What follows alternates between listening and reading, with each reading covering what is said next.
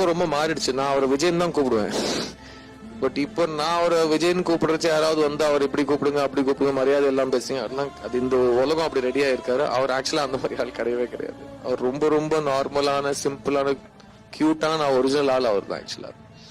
So Vijay வந்து பொம்மரிலு பார்த்துட்டு இந்த சீன் எப்படி பண்ண, இந்த சாங்ல ஒரு ஷாட், அப்பெல்லாம் போன்ல எடுத்து வீடியோ காட்டுறதுலாம் கிடையாது, அவர் நடிச்சு காட்டுறாரு படத்தை. அது வரைக்கும் அவர் பார்த்திருந்தாரு. அந்த சாங்ல ஒண்ணு எண்ட்ல ஒண்ணு பண்ணல, அவர் பண்ணி காட்டுறாரு.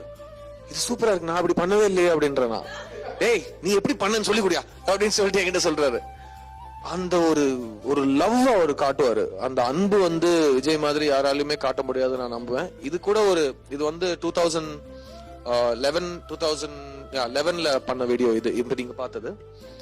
அவரு திரும்ப 2014ல ஒரு வீடியோ பண்ணாரு காவிய தலைவன் பார்த்துட்டு.